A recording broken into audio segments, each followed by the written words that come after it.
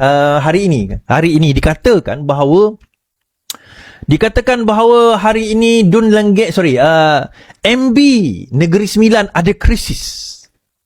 MB Negeri Sembilan ada krisis. So, ada memboikot pula ada boikot memboikot di kalangan ahli Dewan Undangan Negeri Sembilan kerana tidak menyokong Datuk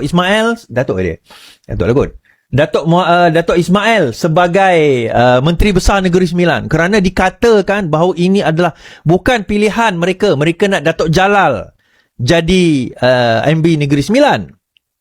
Dan dikatakan saya baca saja, dikatakan ini berlaku kerana MB Negeri Sembilan Tengku Mukris, dikatakan Tengku Mukris tidak berkenan Jalal menjadi MB Negeri Sembilan kerana dikatakan sekali lagi Jalal ni antara culprit yang menyebabkan krisis yang berlaku di Negeri Sembilan. Jalal and the gang lah. Maka dinaikkanlah Ismail. So ada orang tak puas hati. Ada pula pihak mengatakan bukan sebab Jalal ni culprit ataupun penyebab kepada kerosakan di Negeri Sembilan, krisis Negeri Sembilan tu, tetapi disebabkan oleh campur tangan Zahid Hamidi. Zahid Hamidi tak nak Jalal. Zahid Hamidi nak orang lain selain daripada Jalal sebab Jalal bukan orang dia. Maka dinaikkan Ismail. So macam-macam spekulasi lah. Okey. Tetapi sehingga kan ada di-share pada saya juga yang kerusi-kerusi kosong. Antaranya Lenggeng. So akhirnya Adun Lenggeng memberi penjelasan pada hari ini. Dia kata Adun Lenggeng nafi tidak hadir istiadat angkat sumpah MB, tegas bagi sokongan penuh kepada Ismail. Adun Lenggeng Datuk Muhammad Hasna menafikan dakwaan bahawa beliau tidak hadir pada istiadat pelantikan dan mengangkat sumpah di istana pada Ahad. Menurutnya laporan sebuah akhbar yang menyatakan beliau tidak hadir boleh mengundang perspektif negatif. Saya ada hadir tadi pada majlis angkat sumpah, katanya. Muhammad Hasna berkata beliau menerima notis jemputan pukul 1 pagi menerusi aplikasi WhatsApp yang dihantar oleh Datuk Bandar. Beliau berpendapat mungkin ada adun yang tidak hadir kerana tidak perasan pesanan tersebut selain sudah penat. Mungkin dia terlajak tidur ke apa kan.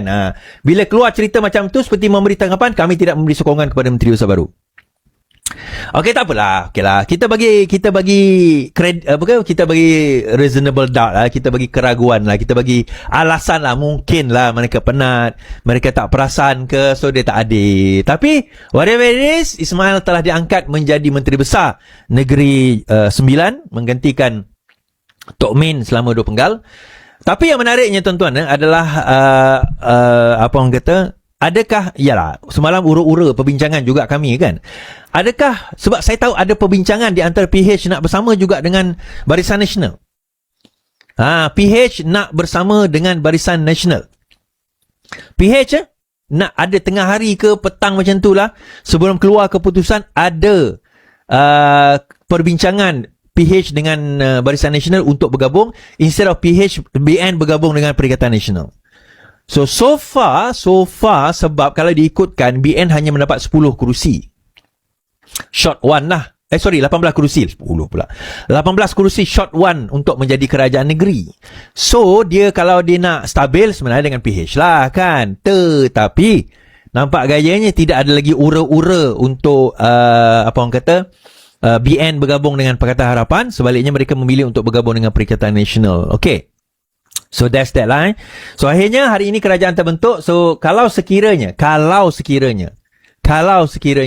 say lah, ini for the sake of argument kan, tu tak stabil lah, tak stabil. BN on its own tidak berjaya membentuk kerajaan dengan jumlah majoriti 19, tak cukup. Dia hanya ada 18 saja. Katakanlah PN tarik diri suatu hari nanti, maka kerajaan boleh tumbang tak? Boleh, kecuali kalau PH tiba-tiba datang menyelamatkan keadaan. Okay? Kalau nak menyelamatkan keadaan, bolehlah. Tapi nampak gayanya BN sendiri pun tidaklah selamat sangat, kerana dia hanya ada 18. Nak majoriti dia kena ada 19. Dia kena ada 19 kerusi. Okay? Bang, dah ikut parti bersama ke? Bebek bunyi tanya. Kau ni, bebek ni kau bawa keluar gua kau bawa keluar gua 18 dah banyak lah tu. 18 tak majoriti. John, engkau ni pandai matematik ke tidak? tinggal satu, tetap tinggal satu. 18 tidak boleh membentuk kerajaan sebenarnya. 19 yang membentuk kerajaan. So, dia tidak ada majoriti. Tetapi dia paling banyak lah di kalangan orang yang tak ada majoriti. Itu dia panggil minority government. Maka dia kena bergabung dengan salah satu. So, sekarang dia memilih dia gabung dengan Perikatan Nasional. Jadi, jangan kutuk sangatlah PH tu. Sebab PN boleh ugut untuk tarik sokongan. Kan?